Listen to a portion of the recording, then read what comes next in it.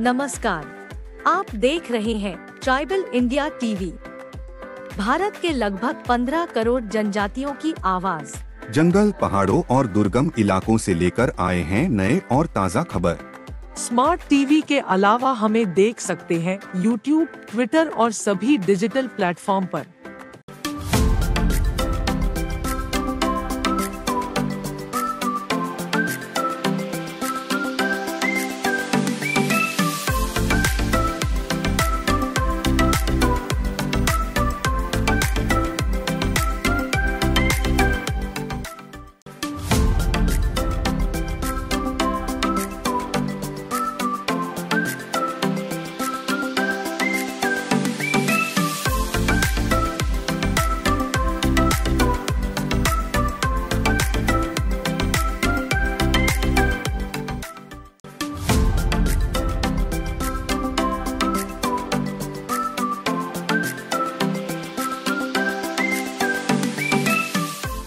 Tribal India TV में आप सब दर्शकों का स्वागत है।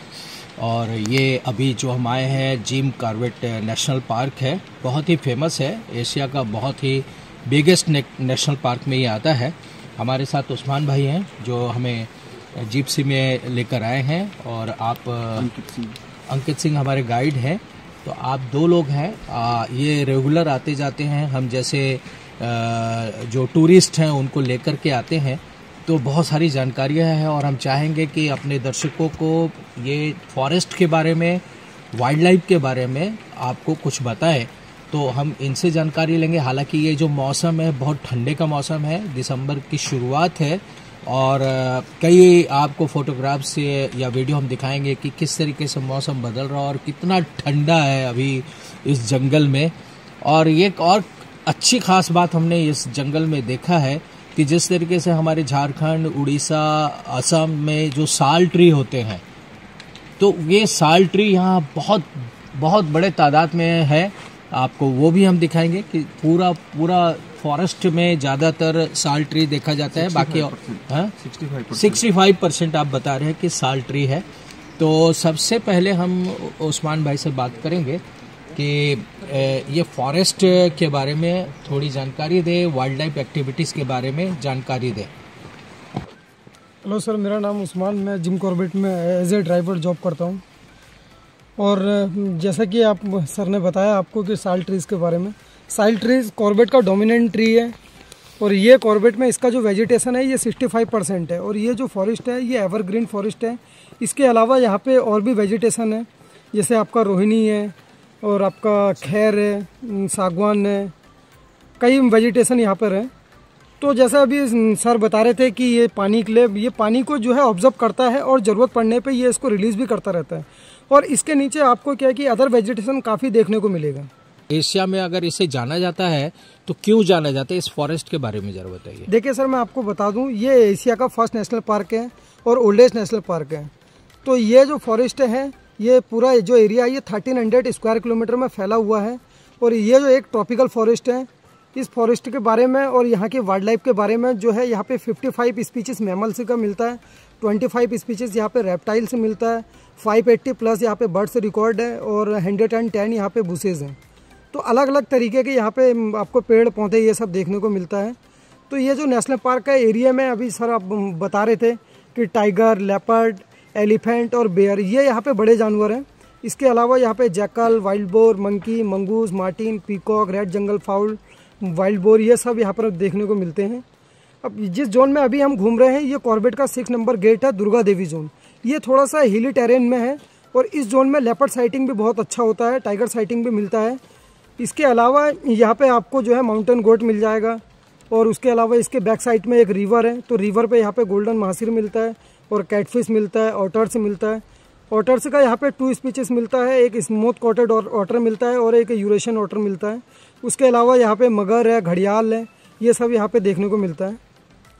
जी, आप गाइड के रूप में क्या आपकी ड्यूटी क्या होती है, आप क्या गाइड करते हैं, क्या फॉरेस्ट से हैं आप, कैसे हैं? हम सर, मेरा नाम अंकित सिंह, हम सर गवर्नमेंट से रजिस्टर होते हैं जी। और हम यहीं पे सर जंगल के बारे में बताने के लिए आपके साथ भेजा जाता है हमको जी।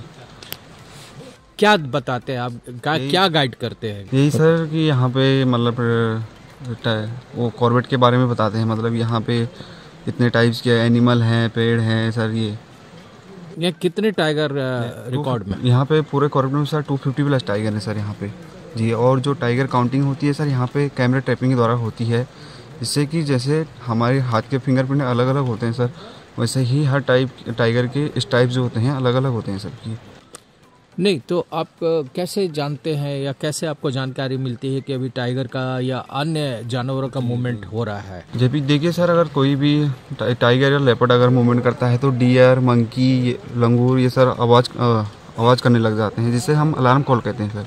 उसी से हम लोगों को भी पता लगता है कि इधर टाइगर मूवमेंट कर रहा है सर।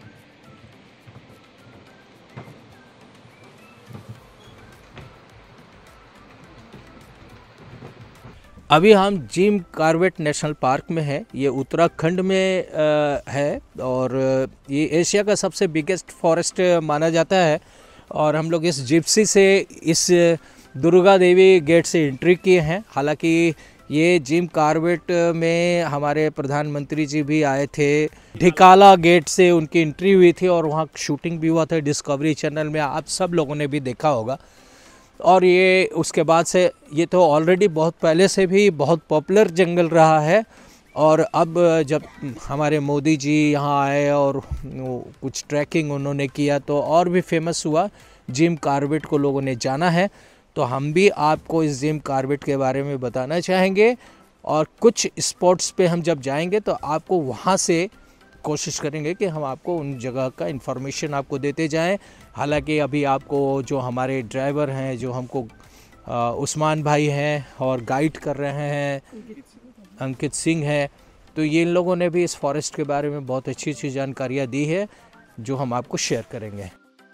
ये जो सफारी होती है ना सर हमारी, ये सफारी का जो परमिट होता है वो हमारी जंगल सफारी का परमिट होता है सर। उसमें जो भी वाइल्ड लाइफ हमको दिखती है वो हमारे लिए बोनस होती है सर। तो कभी भी जो है किसी भी नेशनल पार्क में विजिट करें तो किसी भी वाइल्ड लाइफ का एम लेके मत चलिए सर। अगर आप किसी वाइल्ड लाइफ को अपना एम बना लेंगे ना तो उसके अलावा कई जो रेयर चीज़ें होती है जंगल में आप उनको मिस कर देंगे और आप जंगल भी इंजॉय नहीं कर पाएंगे sir. So have you saw any wildlife here?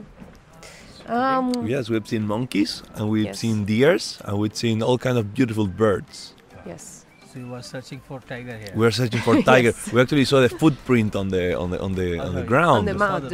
Yeah. Footprint, so is it footprint is latest or? It was fresh. It was fresh. Fresh. Yes, very Yes. fresh. Okay. Yes, you could see it very wet and fresh. So you are hoping to see tiger and. We do hope to see tigers. would yes, love that. Yes, yes, very much. Yes. So I'm Rodrigo Cortiñas from Argentina. And I am Sabrina Zacarias, also from Argentina. So we came here on last Friday. We came here for our honeymoon. We just got married. Oh, congratulations! Thank both you. of you. Thank Good. you. We got married in Argentina, and then we came here for a marriage of an Indian friend that she got married here in the park. So In that Jim Corbett Park. yeah, Jim Corbett Park. So Yes. now we are just That's how we knew about the park. Yes. So what is your experience regarding this national park? So far, it's beautiful. I've never been in a rainforest before, so it's a really nice experience. We saw very nice trees and trails of animals. We are looking forward to see a tiger, but I don't know if we will be so lucky. But it's very nice to have this reserve and to be able to experience it, right, and to share it with the world. This is looking very good. Yes. So this is culture of Argentina or? no. We got it here. Yeah. Yes. In the wedding we attended. How you know about this Mehndi? I knew from him, yes. Yes, so I've seen this before in the movies about India, and now we are in a marriage of an Indian marriage. There was these girls doing these Doing the these henna henna tattoos. tattoos, and then we went there, and we were very surprised because we didn't know that you had to stay still for a few hours Yes. after you get it before it dries, so we could not eat. But We love it, yes, it's really nice. so you know about Indian culture, so A bit. I mean, we have Indian friends, since a long time, since many years. And now we managed to come here, and we saw so we were in a wedding for 2 days, so we managed to see the full ritual, how it is, and it's incredibly interesting. We ate amazing food. Yeah. Great. So Yes. we are both physicists, and there's a lot of Indian physicists where we come from, so we know a few Indians. Yeah. So what is difference between your country and India? So Differences. Oh, there are many similar Similarities. things and very different things. So, for example, food is very different. Argentina is very well known for eating meat. So in our marriage, essentially the big food was meat. And here in the marriage, there was no meat at all. All vegetarian. So that's a difference. Oh. Also, there are no spices in Argentina. at Almost all. no spices, Almost no yes. spices at But all. here But here everything is spicy. Yes. That's- Argentinian typical food is meat with salt, not even pepper. Oh. Nothing.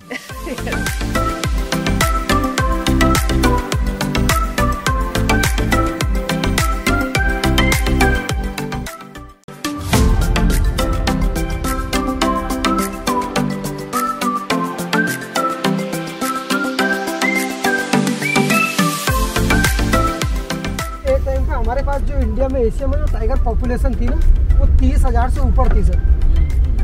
British time में इनका बहुत शिकार हुआ, बहुत tiger मारे। उसके बाद जो है, जब आपका 1972 और 73 में वाइल्ड लाइफ एक्ट आया, टाइगर प्रोजेक्ट जब लॉन्च किया गया, तो जब इंदिरा गांधी आपका प्राइम मिनिस्टर थी, तब उन्होंने एक ही चलाया था, सेव द टाइगर। तो तभी से टाइगर सेव हुए थे सर।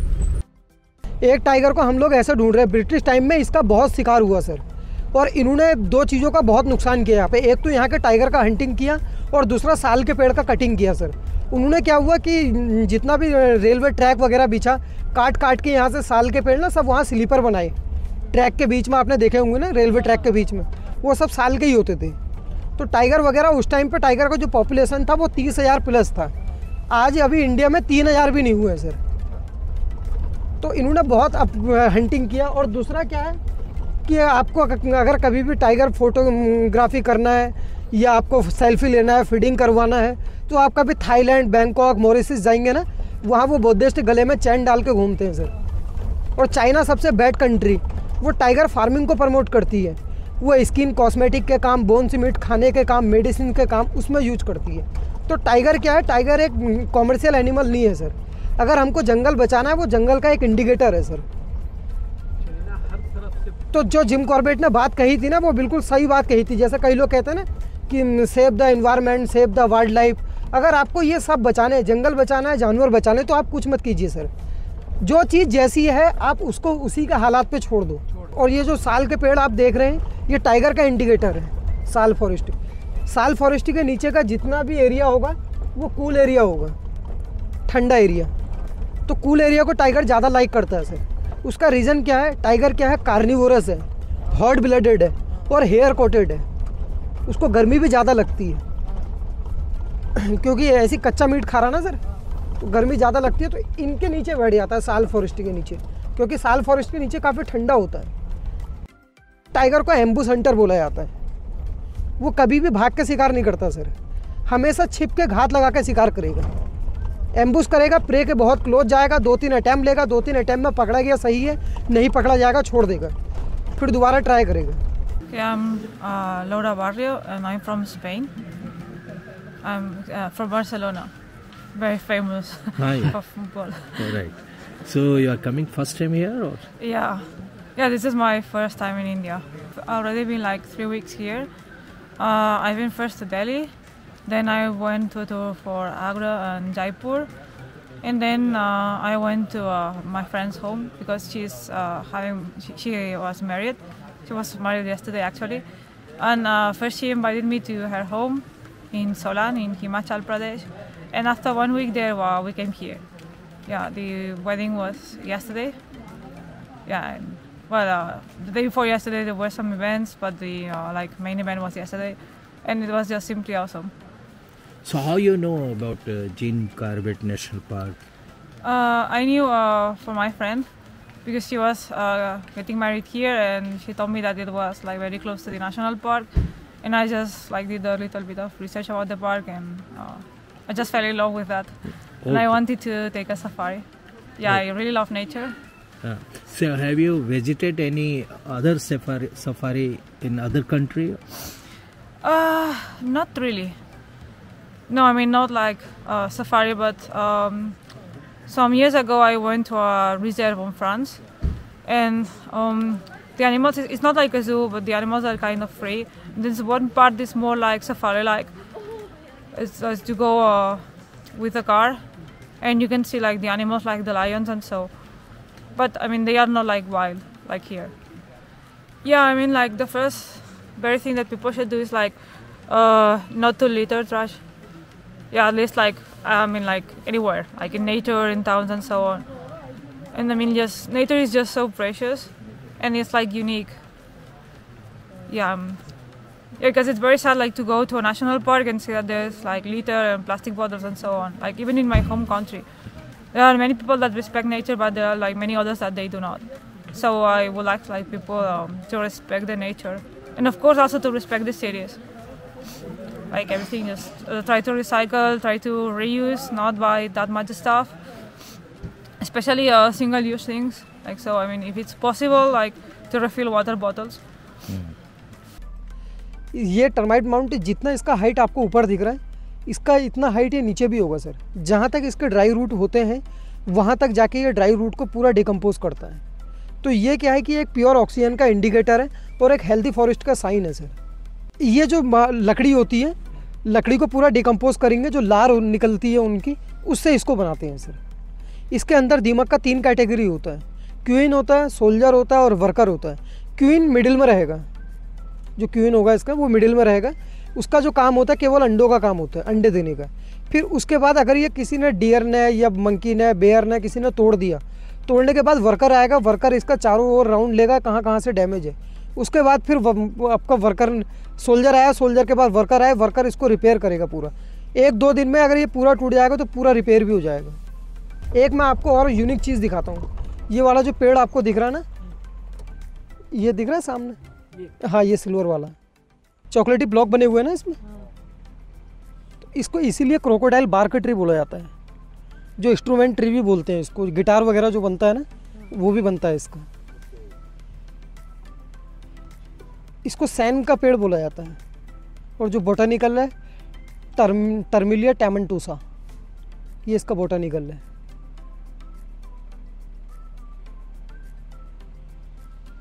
समर में यहाँ पे सबसे ज़्यादा एलिफेंट अराइवल होता है। तो यहाँ का जो एलिफेंट है वो राजाजी नेशनल पार्क से कॉर्बेट से आपका नेपाल चितवन तक जाता है। इस टाइम पे जितना एलिफेंट है, ये 80% एलिफेंट इस टाइम पे माइग्रेशन पे है। इस टाइम पे एलिफेंट आपको मिलेगा 5000 से ऊपर हाई एल्टीट्यूड पे। वहाँ पे क्या होता है, बैम्बूस का जंगल होता है। तो बैम्बूस का जंगल क्या होता है, विंटर में गर्म होता है, तो बैम्बू खाने के लिए वहाँ पे चला जाता है। सबसे ज़्यादा हाई एल्टीट्यूड पे जो एलिफेंट देखा गया है वो सिक्किम में देखा गया है। सिक्किम में आपका 7000 प्लस पे एलिफेंट देखा गया है। तो इनके अपने प्रॉपर मेजर कॉरिडोर बने हुए होते हैं सर। एनिमल में सबसे शार्प मेमोरी जो होता है वो एलिफेंट का होता है। जो हाँ, सबसे शार्प मेमोरी एलिफेंट का होता है, और सबसे लॉन्ग माइग्रेट जो करता है वो एलिफेंट ही करता है। एलिफेंट आपका यहाँ से हरिद्वार से कॉर्बेट से नेपाल चितवन तक। तो समर में ये वापस आ जाएगा आपका मार्च या अप्रैल के टाइम पे। तो अप्रैल में आपको हर 1 किलोमीटर में एलिफेंट का काफ़ी बड़ा हर्ड मिलेगा समर में। ये प्राइमरी वेजिटेशन आपको जितना दिख रहा है, ये एलिफेंट का फेवरेट फूड है रोहिणी। इसको सिंदूरी ट्री भी बोलते हैं। इसमें समर में एक सीड आता है, सीड में रेड कलर का कोटिंग होता है पाउडर का। उसको पहले के टाइम में आपका जो कॉटन होता है उसमें छान के उसका सिंदूर बनाते थे। जो रोली और सिंदूर वगैरह होता है वो इसी का ही बनता था। एलिफेंट इसको इसलिए खाता है, इसकी जो तासीर होती है वो काफ़ी ठंडी होती है सर। जो आपने लेडीज़ वगैरह देखोगे ना माथे में सिंदूर लगाते हैं, वो इसीलिए लगाते हैं। एलिफेंट के इनके कॉरिडोर ना सर, जब से ये आपका रिजॉर्ट कॉम्प्लेक्स मॉल वगैरह ये बने हैं, तब से एलिफेंट के यहाँ पे कॉरिडोर थोड़े ब्लॉक होने लगे। एलिफेंट का वर्ल्ड का जो सबसे बड़ा जो कॉरिडोर है वो सेरेंगेटी और बोत्सवाना कॉरिडोर है। उसके बाद साउथ में आपने सुना होगा एक मधुमलाई टू बांदीपुर है, वो एलिफेंट का प्रॉपर मेजर कॉरिडोर है। उसके बाद एक केरला में पेरियार है, वो भी एलिफेंट का मेजर कॉरिडोर है। तो यहाँ का जो कॉरिडोर है इसको मलाना कोटा कॉरिडोर बोला जाता है। तो एलिफेंट आपको समर में यहाँ पे बहुत मिलेगा। और वाइल्ड लाइफ देखने के लिए सर कह रहे थे कि बेस्ट जो टाइम होता है, बेस्ट जो टाइम माना जाता है वाइल्ड लाइफ के हिसाब से वो समर का ही माना जाता है।